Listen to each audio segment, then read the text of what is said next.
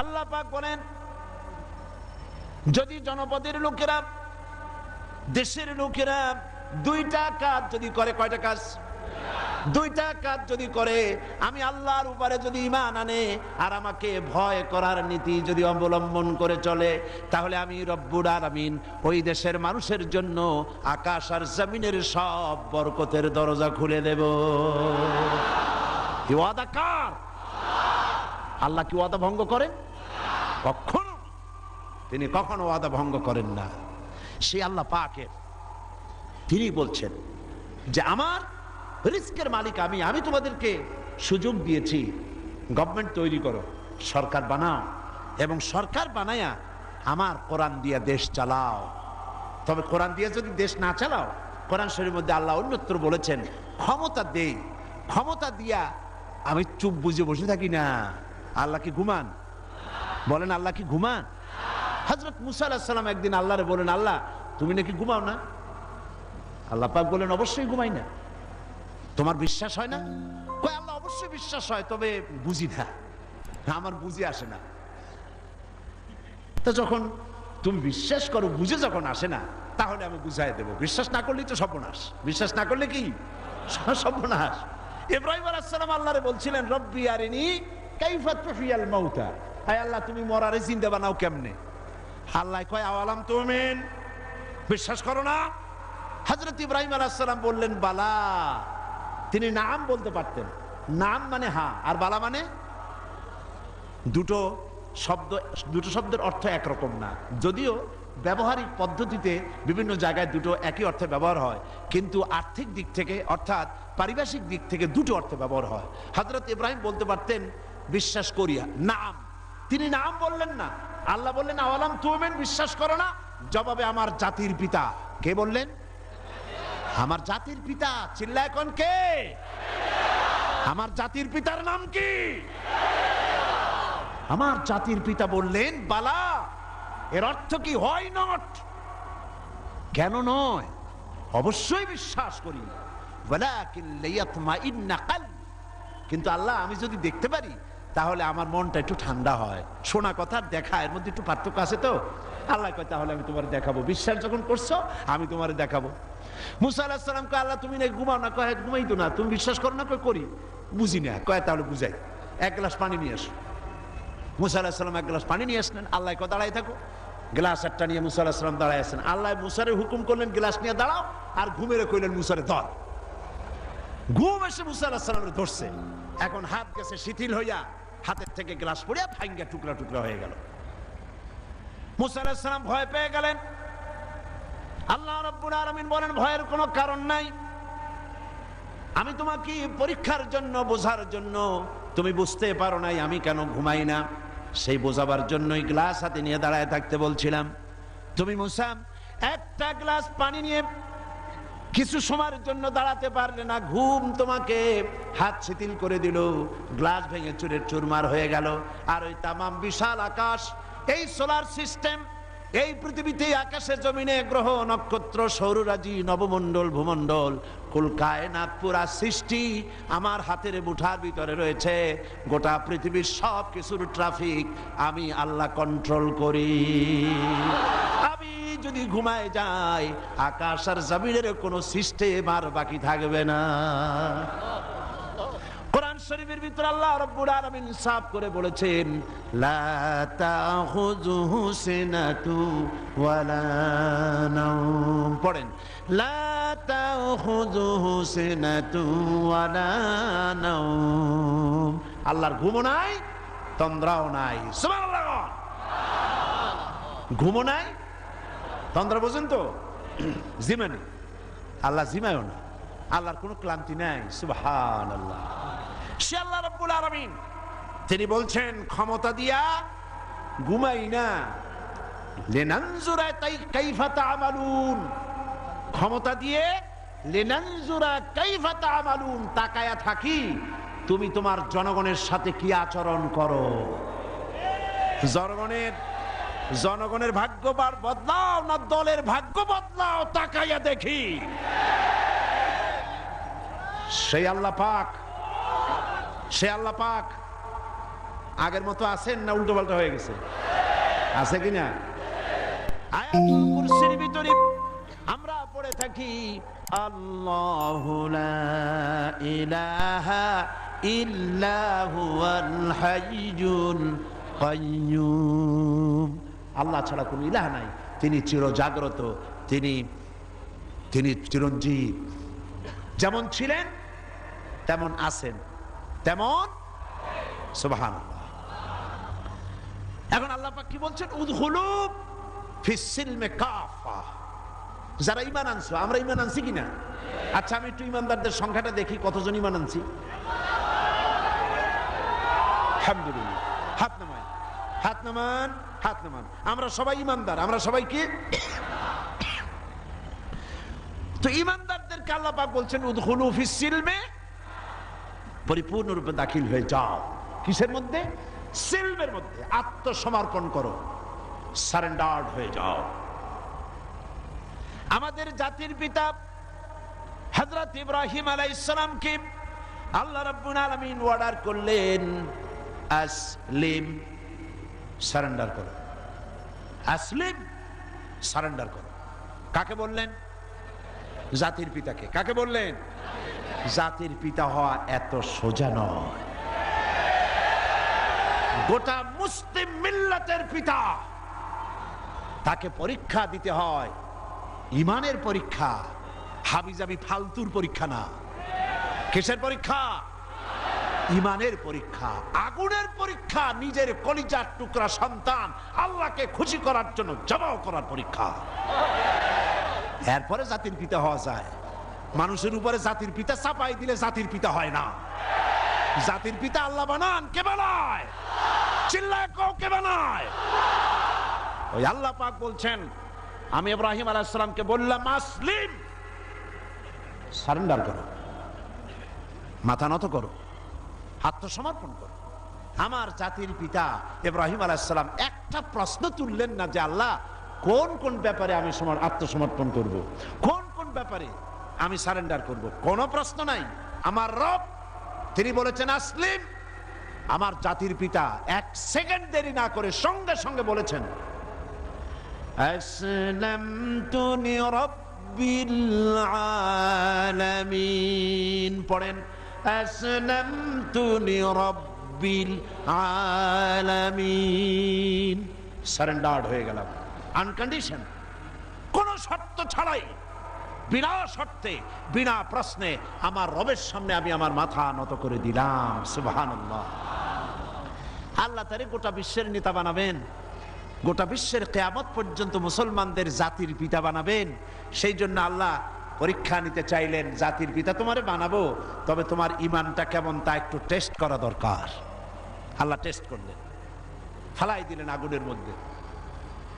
আগুনের ভিতরে ফালানো হচ্ছে। হযরত জিবরাইল বলছেন ইব্রাহিম আমার কাছে সাহায্য চাও, আমি আগুন থেকে তোমারে বাঁচায় দেব, আমার কাছে সাহায্য চাও। চতুর্দিকে লোকেরা দাঁড়ায় দেখতেছে, আগুনের ভিতরে এখনই পড়ে যাবেন। কোন মানুষ এমন আছে এইভাবে করে আগুনে সহজে পড়তে পারে, যিনি জানেন আমি পুড়ে যাব, ওনার পরিণতি কি হবে, আগুনে পড়বেন কি পড়বেন না, তা তো ইব্রাহিম আলাইহিস সালামের জানা ছিল না, ঠিক কিনা? কিন্তু তিনি জিবরাইলের প্রশ্নের জবাব দিলেন, তার প্রস্তাবের জবাব দিলেন। জিবরাইল গো, আমি তোমার কাছে সাহায্য কেন চাইব? আমি তো এমন কোন অন্ধ আল্লাহর ইবাদত করি না যে আল্লাহ তার বান্দার দুঃখ দুর্দশা নিজের চোখে না দেখেন। আমার আল্লাহ তো অন্ধ নন। তবে আমি আগুনে পুড়ে গেলে, আগুনের ভিতরে আমি পুড়ে ভস্ম হলে আমার রব যদি খুশি হয়ে যান, তাহলে আমি আমার রবকে খুশি করার জন্য 1000 বার পড়তে রাজি আছি। ঝট করে পড়ে গেলেন আগুনের ভিতরে। ইমানে তিনি পাস করলেন, ফার্স্ট ক্লাস, ফার্স্ট হয়ে গেলেন ইমানের পরীক্ষায়। আমার আল্লাহ রাব্বুল আলামিন ইব্রাহিম দড়ি ছিঁড়ে আগুনের ভিতরে পড়ার আগে রব্বুল আলামিন আগুনের প্রতি নোটিশ করে দিলেন, ইয়া নারু কুনি বারদাও ওয়া সালামান আলা ইব্রাহিম। আগুন আমার ইব্রাহিমের জন্য শান্তিদায়ক ঠান্ডা হয়। সুবহানাল্লাহ। শান্তিদায়ক ঠান্ডা হও। এমন ঠান্ডা হইল, আগুন তো জ্বলতেছে, কিন্তু ইব্রাহিমের পছন্দ দূরের কথা, গায়ের জামাও পড়ে নাই। সুবহানাল্লাহ। এ হলো জাতির পিতা, ইমানের পরীক্ষা। তিনি বলেছেন আসলামতু লিরাব্বিল আলামিন, আমি আমার প্রভুর সামনে মাথা নত করে দিলাম। আল্লাহ আবার পরীক্ষা করলেন, এক পরীক্ষা হলো না, পৃথিবীবাসীর সামনে তোমাকে দেখাতে হবে যে তুমি সত্যি জাতির পিতা হওয়ার যোগ্য। সুবহানাল্লাহ। সবেমাত্র 80 বছর বয়সের সময় ছেলে হয়েছে হযরত ইসমাইল। আল্লাহ রাব্বুল আলামিন অর্ডার করলেন, চলে যাও, এই নবজাতক সন্তান আর তার মাকে নিয়ে মরুভূমির ভিতরে রেখে আসো। কি কত বড় মারাত্মক অর্ডার! সারা জীবনের শেষ প্রান্তে এসে একটি মাত্র কলিজার টুকরা সন্তান পেয়েছেন, বউ আর বাচ্চা সুদ্ধা ফেলে আসতে হবে মরুভূমির মধ্যে। আশ্চর্য কথা। কোনো প্রশ্ন করেন নাই যে আল্লাহ নিষ্ঠুর ওয়াদাটা, এই অর্ডারটা আমার কেন তুমি করলা? আমার উপরে এত বড় কঠিন পরীক্ষা, এ তো আগুনের পরীক্ষার চাইতে আরো মারাত্মক। আমি আমার বাচ্চাকে কেমনি মরুভূমিতে বানায় রেখে আসবো? কোনো প্রশ্ন করেন নাই। এখন আল্লাহর ঘর যেখানে, মক্কা শরীফে আল্লাহর ঘরটা যেখানে দাঁড়িয়ে আছে, এইখানে হযরত ইব্রাহিম আলাইহিস সালাম তার ছেলেকে আর স্ত্রীকে রেখে এলেন। হযরতে হাজরা বলেন, ইব্রাহিম আমাকে যেখানে রেখে যেতেছ, এর কারণটা কি? আমি কি অপরাধ করেছি কোন কারণে আমার নবজাতক সন্তান শুদ্ধ এখানে তুমি রেখে যেতেছ? কোনো জবাব নাই। আবার জিজ্ঞেস করলেন, কেন রেখে যেতেছ? কোনো জবাব নাই। তৃতীয়বারে হযরত হাজরা বুঝতে পারলেন তার স্বামী আল্লাহর পয়গম্বর, আল্লাহর নির্দেশ ছাড়া কোনো কাজ তিনি করবেন না। তিনি প্রশ্ন করলেন, ইব্রাহিম এটা কি আল্লাহর হুকুম নাকি?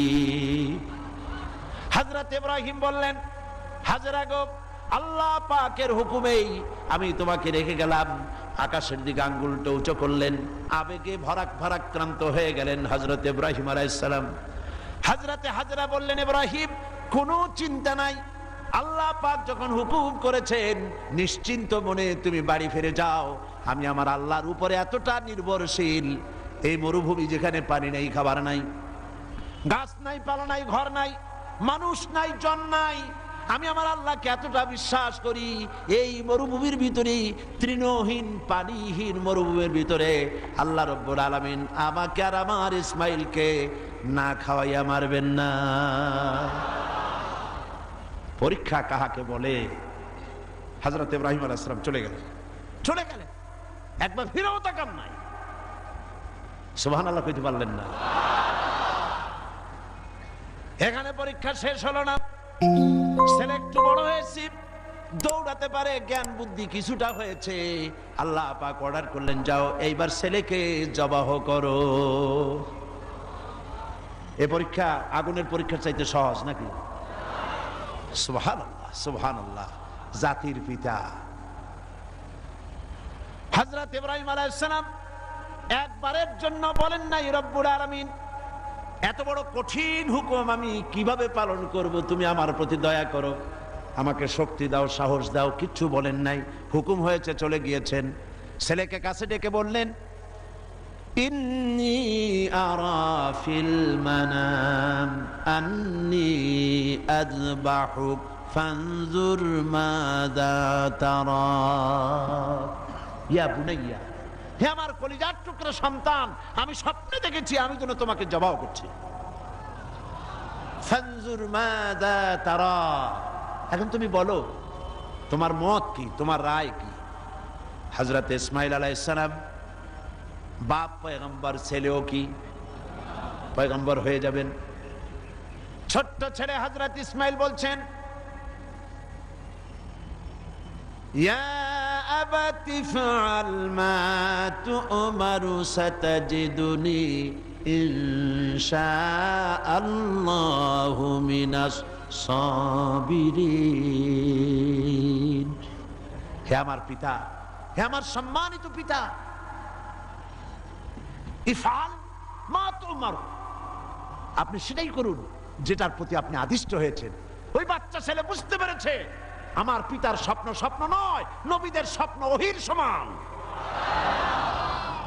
ইয়া আবাতি ফাআল মা তু'মার, আল্লাহ পাক আপনাকে যে আদেশ করেছেন আপনি তা পালন করুন। সাতাজিদুনি ইনশাআল্লাহু মিনাস সাবিরিন, অবশ্যই আপনি আমাকে ধৈর্যধারীদের মধ্যে পাবেন। সুবহানাল্লাহ। এই পরীক্ষাও হযরত ইব্রাহিম আলাইহিস সালাম পাশ করলেন না করেন না? করছেন কিনা? আল্লাহ পাক বলছেন দেখো ব্যাপারটা কি হলো। হযরত ইব্রাহিম তো জানেন না যে ছেলে জবাহ হবে না, আর ছেলেও জানে না যে সে জবাহ হয়ে যাবে না, কথা ঠিক কিনা? হযরত ইব্রাহিম আলাইহিস সালাম ছেলেকে জবাহের জন্য প্রস্তুতি নিলেন। এবার দেখেন কোরআনের ভাষাটা কি। আল্লাহ পাক বলছেন ফালাম্মা আসলামা ওয়া তাল্লাহু লিল জাবিন। ফালাম্মা আসলামা উদখুলু ফিস সিলমে কাফা, সেই সিলমুন এখানেও সেই সিললাম এখানেও আসছে আসলামা। ফালাম্মা আসলামা, যখন তারা বাপ বেটা দুজনেই আনুগত্যের মস্তককে অবনত করে দিল। হযরত ইব্রাহিম দিলেন, আল্লাহর হুকুমের সামনে মাথা নত করে ছুরি হাতে নিলেন, আর হযরত ইসমাইল পিতার হুকুমের সামনে আল্লাহর হুকুম অনুযায়ী গলাটা পেতে দিলেন। ফালাম্মা আসলামা ওয়া তাল্লাহু লিল জাবিন, গলাটা কাট করে দিলেন। হযরত ইসমাইল বললেন আব্বা একটি কাজ করুন, আমাকে জবাহ করার আগে আমার হাত পা একটু ভালো করে বেঁধে দিন, আর আপনার নিজের চোখটাও একটু ভালো করে বাঁধেন, কারণ আমি আপনার একমাত্র সন্তান। আমাকে জবাহ করতে গেলে আমার গলার উপরে যখন ছুরি ধরবেন আপনার কলিজায় মায়ার উদ্রেক হয়ে যেতে পারে। চোখটা বেঁধে নেন আর আমার হাত পা বাঁধেন, যাতে করে আমার হাত পা আপনার গায়ে না লাগে। আর আমি মরে যাও, আমি জবাহ হয়ে যাওয়ার পর আমার রক্ত মাখা জামাটা নিয়ে আমার মাকে দিয়ে দিবেন, আর বলবেন ইসমাইলের সঙ্গে কিয়ামতের দিন তোমার সঙ্গে দেখা হয়ে যাবে। হযরত ইব্রাহিম আলাইহিস সালাম ইসমাইলকে বাঁধলেন, নিজের চোখ বাঁধলেন, হযরত ইসমাইলকে জবাহ করতে যাবেন। হযরত ইসমাইল বলেন আব্বা আমার একটা ভুল হয়ে গেছে, আমার হাত পায়ের বাঁধন খুলে দেন। হযরত ইব্রাহিম বাঁধন খুলে দিলেন, আর জিজ্ঞেস করলেন বাঁধতে বললে আবার খুলতে বললে কেন? হযরত ইসমাইল বললেন বাঁধার পরে আমার মনের মধ্যে একটা চিন্তা জাগলো, হাত পা বন্ধন অবস্থায় যদি আমারে জবাহ করা হয় তাহলে না জানি কিয়ামতের ময়দানে এমন প্রশ্ন উঠতে পারে যে ইসমাইল আল্লাহর হুকুমে রাজি ছিল না বলে তার বাবা তার হাত পা বেঁধে জবাহ করেছিল। এই প্রশ্ন যাতে না উঠতে পারে হাত পা ছেড়ে দেন, আমি ধৈর্য ধারণ করব, নড়ব না। সুবহানাল্লাহ। হযরত ইব্রাহিম আলাইহিস সালামকে আল্লাহ পাক এই পরীক্ষায় পাশ করায় দিলেন। তিনি পরীক্ষায় পাশ করলেন। আল্লাহ রাব্বুল আলামিন এবার আমার জাতির পিতাকে ডাকতেছেন, ওয়া নাদাইনাহু আইয়া ইব্রাহিম قد صدقت الرؤيا إنا كذلك نجزي المحسنين وناديناه أن يا إبراهيم আমি ইব্রাহিমকে ডেকে বললাম, ও ইব্রাহিম قد صدقت الرؤيا, তুমি তোমার স্বপ্নকে বাস্তবে রূপ দিয়েছো। সুবহানাল্লাহ, স্বপ্নকে বাস্তবে রূপ দিয়েছো। ইন্না কাযালিকা নাজজিল মুহসিনিন, এইভাবে মুহসিনিনদেরকে আমি পুরস্কৃত করে থাকি দুনিয়া এবং আখিরাতে। হযরত ইব্রাহিমের নাম যতদিন পর্যন্ত সূর্য পূর্ব দিগন্ত থেকে উদিত হবে আর পশ্চিম দিগন্তে অস্তমিত হওয়ার এই ধারা যতদিন প্রবাহিত থাকবে, যতদিন এই পরিক্রমা জারি থাকবে, ততদিন পর্যন্ত পৃথিবীর জাতি ধর্ম দল মত নির্বিশেষে সকল মানুষের মুখে উচ্চারিত হবে ইব্রাহিম আলাইহিস সালাম, সালামুন আলা ইব্রাহিম। সুবহান। কারণটা হচ্ছে আল্লাহ পাক বলেছিলেন আসলিম, ইব্রাহিম আলাইহিস সালাম বলেন আসলামতু লিরাব্বিল আলামিন, আমি আমার প্রভুর সামনে আমার মাথাকে নত করে দিলাম। এটাই মুসলমানের কাজ, মুসলমানকে আল্লাহ পাক শেখাচ্ছেন। قل إن صلاتي ونسكي ومحياي ومماتي لله رب العالمين। পড়েন আমার সাথে, قل إن সলাতি ওয়া নুসুকি ওয়া মাহইয়ায়া ওয়া মামাতি লিল্লাহি রাব্বিল আলামিন। আল্লাহ পাক বলেন, বলো। কাদেরকে বলতেছেন? আমাদেরকে। কাদেরকে? বলো বলো। ইন্না সলাতি, নিশ্চয়ই আমার নামাজ, ওয়া নুসুকি, আমার কুরবানি, ওয়া মাহইয়ায়া, আমার বেঁচে থাকা, ওয়া মামাতি, আর আমার মরে যাওয়া, কার জন্য? লিল্লাহি রাব্বিল আলামিন। সব কিছু পরওয়ারদিগার, তামাম বিশ্বের, তামাম জাহানের পালনেওয়ালা রব, তার জন্য আমার বেঁচে থাকা, আমার মরে যাওয়া, আমার নামাজ, আমার কুরবানি, সব কার জন্য? চিল্লায় কোন কার জন্য? আল্লাহ পাকের জন্য। এই কথাই আল্লাহ পাক বলছেন, উদখুলু ফিস সিলমি কাফা, পরিপূর্ণরূপে ইসলামের মধ্যে দাখিল হয়ে যাও। একটু আধটু না। রাজনীতিতে তুমি রাজনীতিতে যাবা আমেরিকার দিকে, গণতন্ত্রের দিক থেকে যাবা আমেরিকার দিকে, রাজনীতির দিক থেকে যাবে তুমি ব্রিটিশের দিকে, সংস্কৃতির দিক থেকে যাবা তুমি শান্তিনিকেতন, তুমি যাবা দিল্লি, গয়া, কাশী। এর নাম মুসলমান না, এগুলোর নাম মুনাফিক। এগুলোর নাম কি? যারা বলেন নাম কি? তোমাকে যেতে হবে মক্কা মদিনা হতে হবে। কোন পন্থী? মক্কা মদিনা পন্থী হতে হবে। উদখুলু ফিস সিলমি কাফা, পরিপূর্ণরূপে ইসলামের মধ্যে দাখিল হয়ে যাও। অল্প একটু আধটু দাখিল হলে চলবে না। সুতরাং ধর্ম নিরপেক্ষ হওয়ার কোনো সুযোগ ইসলামে নাই। আছে? আচ্ছা, আপনারা আমাকে বলেন, দুনিয়ায় কোন নবী ধর্ম নিরপেক্ষ ছিলেন? বলেন একজন নবীর নাম কোন? একজন নবীর নাম এই বিশাল জনসমুদ্রের কাছে আমি জানতে চাই। একজন নবীর নাম বলুন যিনি ধর্ম নিরপেক্ষ ছিলেন। জি নাই। একজন সাহাবীর নাম বলতে পারবেন? তামাম পৃথিবীর সমস্ত আলেম, উলামা, পীর, বুজুর্গ, মুহাদ্দিসিন, মুফাসসিরিন, মুহাক্কিকিন সব একমত, ধর্ম নিরপেক্ষ মতবাদ একটি কুফরি মতবাদ। এই মতবাদ আল্লাহর নয়, এটা শয়তানের তৈরি। এটা কার তৈরি? আর ইসলামটা কার? আল্লাহর। ধর্ম নিরপেক্ষতা কার? ধর্মের ব্যাপারে নিরপেক্ষ আপনি হতে পারেন না। নিরপেক্ষতাও একটা পক্ষ, নিরপেক্ষতাও একটা পক্ষ। ওরা সরাসরি বলে না, সাহস নাই সেই জন্য বলে না। কি বলে না? ঠিক তো আন্দাজে কইলেন, আগে না শুনবেন। সরাসরি বলে না, কারণ এদেশে মুসলমান বেশি, সেই জন্য সরাসরি বলে না আল্লাহ নাই। ওইটা বলতে পারে না। বলে যে আল্লাহ আছে, তবে তাদের জায়গাটা একটু সীমাবদ্ধ। কোথায়? এই জাতীয় মসজিদ বাইতুল মুকাররম, তাও তার পাশে যে ফাউন্ডেশন আছে ও দূর আর যাবে না।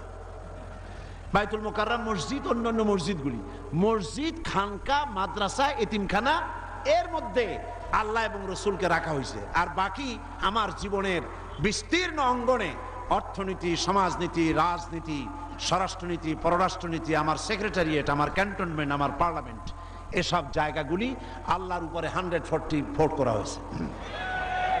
রসুলের প্রতি 144 চালু করা হয়েছে। এখানে 144 ধারা, আল্লাহও ঢুকতে পারবে না, রসুলও ঢুকতে পারবে না। আল্লাহ রসুলকে দুইটা ভাগ করা হয়েছে। আমার নামাজ, রোজা, হজ, যাকাত আল্লাহর কথা মতো, আর আমার অর্থনীতি, সমাজনীতি, রাজনীতি এগুলি হবে আমার নিজের চিন্তা মতো। এই চিন্তা যারা করেন তারা মুসলমান নন, মুসলমান নন, মুসলমান নন, অবশ্যই মুনাফিক।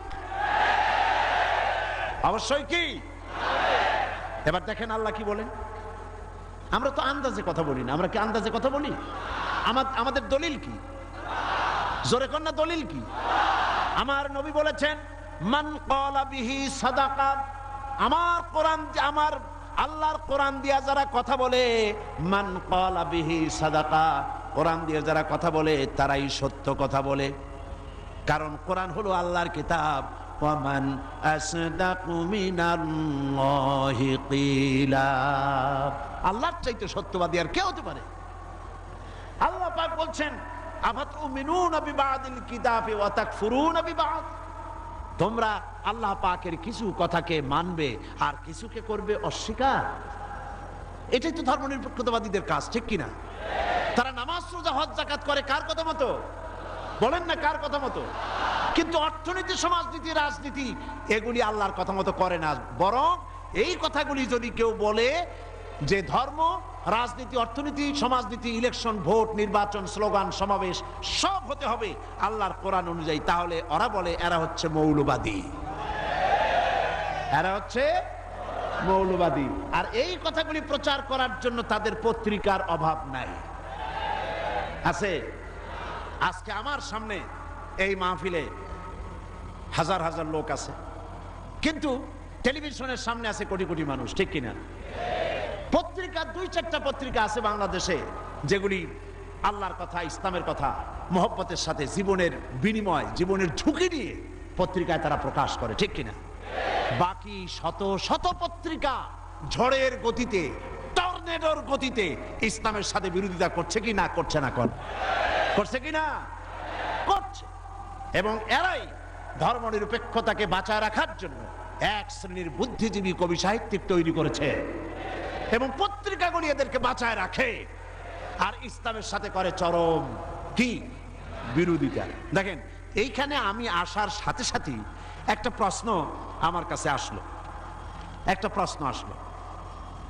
প্রশ্নটা হচ্ছে, সে লোক বলেছে যে ওয়াজ মাহফিলের আমাদের সমাজে এক শ্রেণীর লোক আছে যারা এই বলে জনগণকে বিভ্রান্ত করছে যে সাইদি সাহেব এবং অন্যান্য বিখ্যাত আলেমগণ ওয়াজ মাহফিলের মাধ্যমে প্রচুর অর্থ উপার্জন করছে। এই সকল লোকদের প্রশ্ন হলো, আলেমগণ নবী ওনার নাজিলকৃত কোরআনের আলোচনার বিনিময়ে কোনো অর্থ উপার্জন করছেন কেন? এই প্রশ্নটির সৃষ্টি হয়েছে কদিন আগে একটি পত্রিকা, ভারতের টাকায় পরিচালিত, আমি নাম বলবো না। আমি তখন কুমিল্লা মাহফিল করতেছি। তারা লিখেছে 3 রাত্র তিনি সেখানে বক্তৃতা করবেন, সন্ধ্যা থেকে ফজর পর্যন্ত ওয়াজ ফরমাইবেন। আমি তো জীবনেও সন্ধ্যা থেকে ফজর পর্যন্ত ওয়াজ ফরমাই নেই কোথাও। তারপরে প্রতিদিন 25,001 টাকা করে নেবেন, 3 রাত্রে 75,003 টাকা তিনি সেখান থেকে গ্রহণ করবেন, পত্রিকায় এসেছে। পরের দিন সেই কমিটি মাহফিলে দাঁড়ায় এর প্রতিবাদ করলো, ঘৃণা জানালো যে কোনোদিন আমরা ওনাকে ধরনের পয়সা করি দেই নাই। জিন্দেগিতে মানুষের সঙ্গে কন্ট্যাক্ট করে, চুক্তি করে আমি সাইদি টাকা নিয়েছি, এর প্রমাণ কোন মায়ের সন্তান, বাংলাদেশ তো দূরের কথা, তামাম পৃথিবীতে কেউ দিতে পারবে না। পত্রিকাগুলি এগুলি ছেপে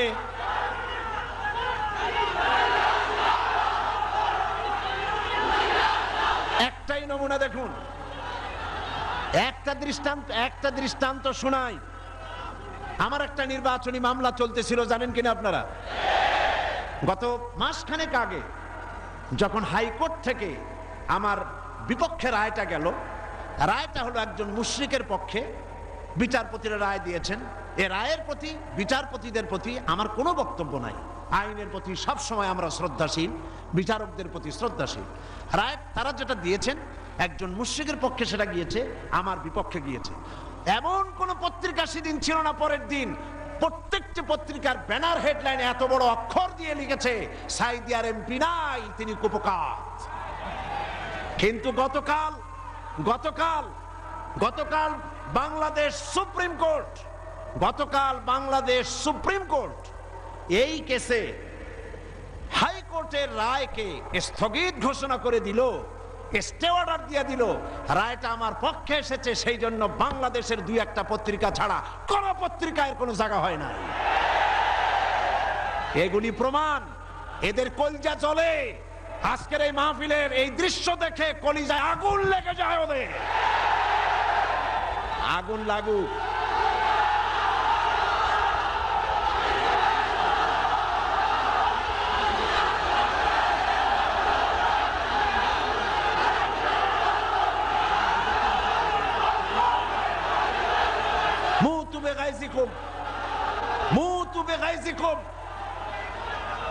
এরা জ্বলতে থাকবে, আর আমার আল্লাহর ফরমান শুনুন। কার ফরমান?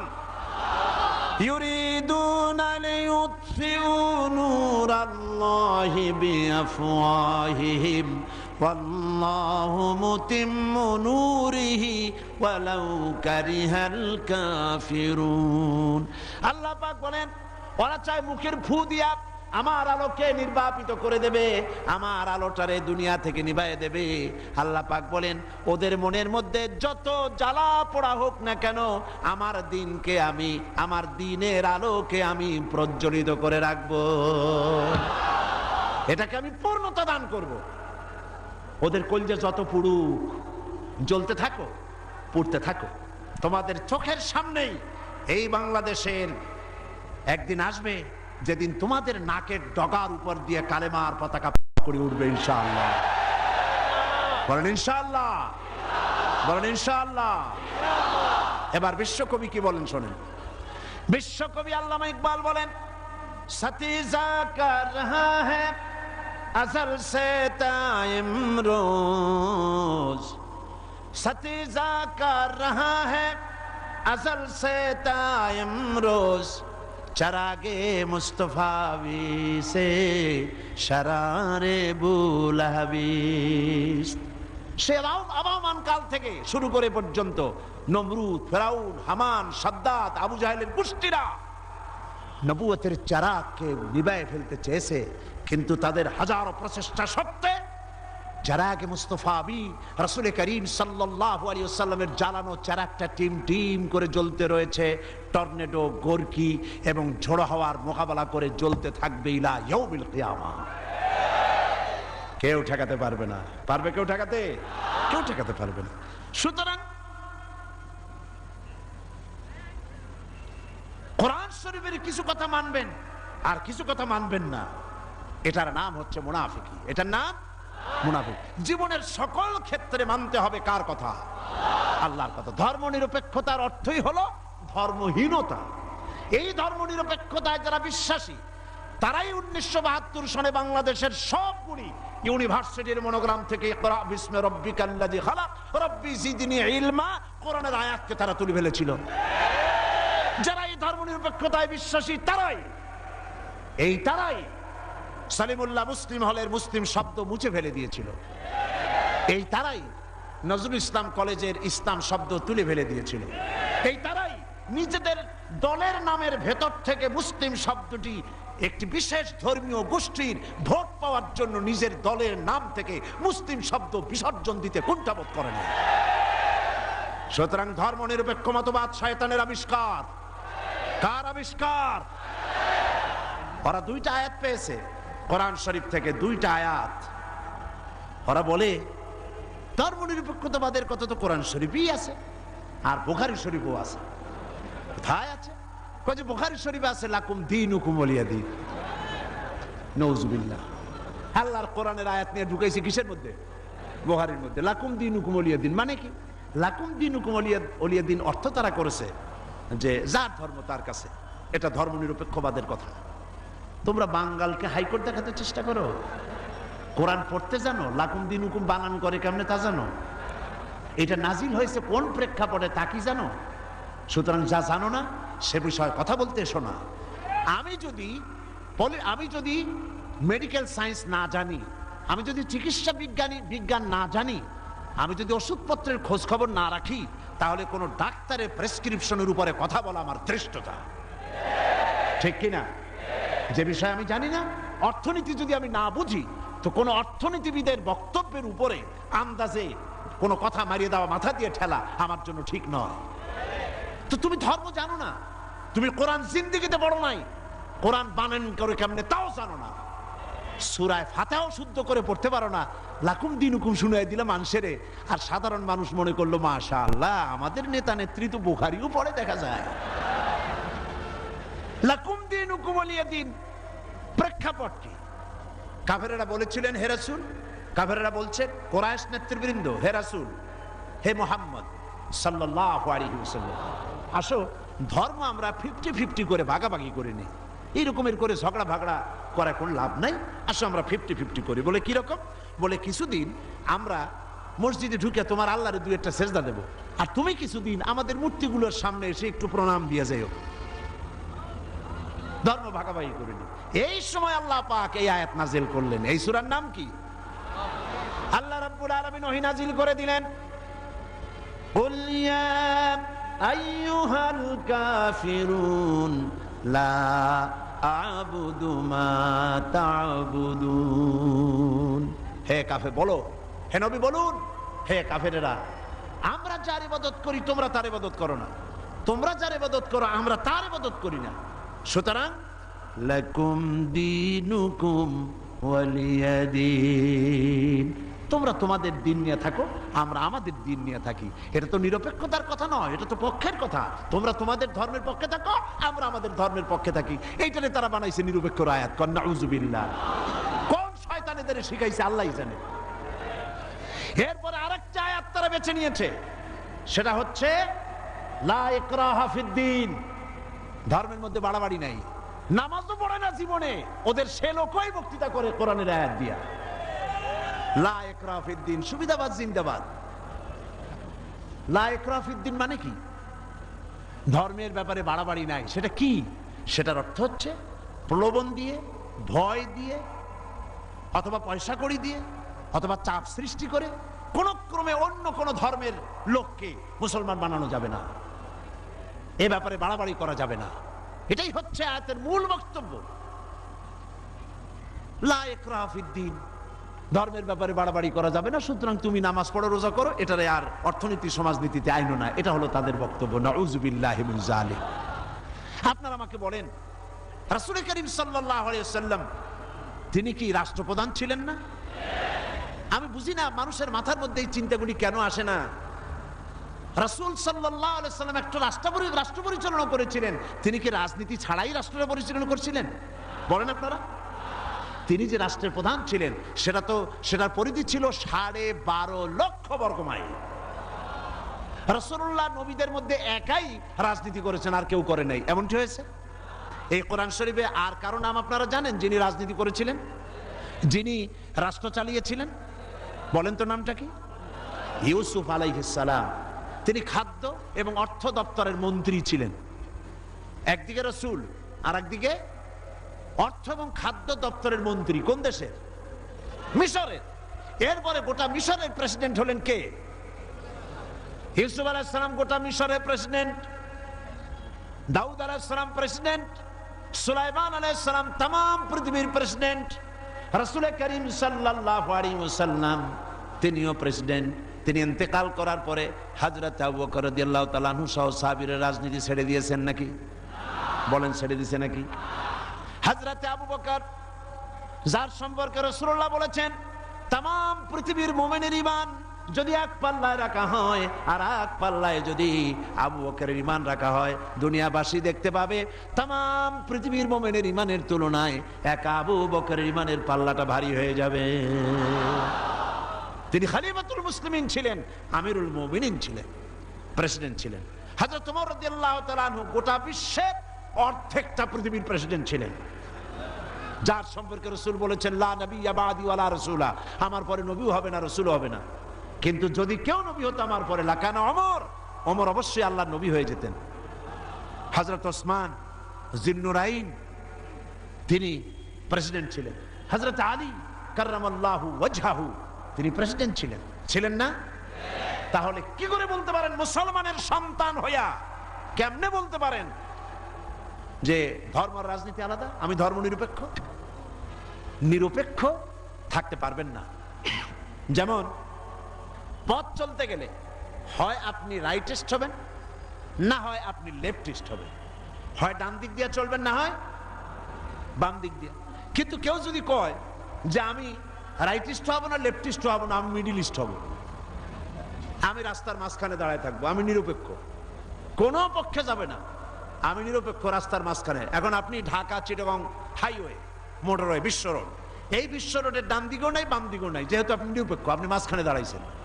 আপনার এই মাঝখানে দাঁড়াবার স্বাদ মিটিয়ে দেবে ট্রাক বাবাজি আইসা, জনমের স্বাদ মিটিয়ে দেবে। ঠিক কিনা? ঠিক কিনা? তাহলে মুসলমানেরা আপনারা আপনাদের অবস্থান ঠিক করুন, কোন দিকে যাবেন? ডান দিক না বাম দিক না মাঝখানে? কোন দিকে? ডান দিকের আসহাবুল ইয়ামিন, ডান দিকের নেতৃত্ব দিয়েছে নবীরা, এবং এই নেতৃত্ব দিয়ে তারা ডানপন্থীদের নিয়ে যাবে জান্নাতে। কোথায় নিয়ে যাবে? আর বামপন্থীদের নেতৃত্ব দিয়েছে শয়তান। আমি জানি না, বুঝি না, মুসলমান হইয়া মুসলমানের ঘরে জন্মগ্রহণ করে বামপন্থী আন্দোলন কেমনে করে আমার মাথা ঢোকে না। কোরআন শরীফে বলা হয়েছে আসহাবুশ শিমাল, বামপন্থী। এই বামপন্থীদের নেতা হলো শয়তান। শয়তান বামপন্থীদের নেতৃত্ব দিয়া কিয়ামতের দিন নিয়ে যাবে জাহান্নামে। কোন দিকে নিয়ে যাবে? জাহান্নামে নিয়ে যাবে। সুতরাং আপনি ডিসাইড করুন, আপনি ঠিক করুন কোন দিকে যাবেন, ডান অর বাম, অথবা মাঝখানে, কোন দিকে? যদি আপনি বামে চলে যান জাহান্নামে যেতে হবে। যদি মাঝখানে দাঁড়ান, রাস্তার মাঝখানে দাঁড়ালে ট্রাক যেভাবে আপনাকে জীবনের স্বাদ মিটায় দেবে মাটির সাথে মিশিয়ে দিয়ে, ওইভাবে করে আপনি ডানপন্থীও হলেন না, বামপন্থীও হলেন না, মাঝখানে দাঁড়িয়ে আছেন, অবস্থান মানুষকে বুঝতে দিলেন না, মুনাফিকের জায়গায় দাঁড়ায় আছেন। শয়তান এসে আপনাকে সবল মেরে জাহান্নামে নিক্ষেপ করবে। নিরপেক্ষতার কোন স্থান ইসলাম নাই, ধর্ম নিরপেক্ষতার কোন জায়গা নাই। এখানে সুস্পষ্ট ভাবে পরিপূর্ণরূপে ইসলামের মধ্যে, সিলমের মধ্যে পরিপূর্ণরূপে দাখিল হয়ে যাও। 16 আনা, শুধু এতটুকু নয়, পরিপূর্ণভাবে ইসলামের ভিতরে আসো। নামাজে, রোজায়, হজে, জাকাতে, ওঠায় বসায়, চলায় ফেরায়, বিয়েতে শাদিতে, পার্লামেন্টে, বঙ্গভবনে, ক্যান্টনমেন্টে, সেক্রেটারিয়েটে, দোকানে পাটে, রান্নাঘর থেকে শুরু করে বঙ্গভবন পর্যন্ত সর্বত্র কিসের মধ্যে দাখিল হও? উদখুলু ফিস সিলমে কাফা। 16 আনা পরিপূর্ণরূপে ইসলামের মধ্যে দাখিল হয়ে যাও। অল্প একটু হলে পরে হবে না, 2 আনা 4 আনা হলে হবে না। পরিপূর্ণরূপে ইসলামের মধ্যে দাখিল হওয়ার জন্য আল্লাহ রাব্বুল আলামিন এই আয়াতে কারিমার মধ্যে নির্দেশ করেছেন।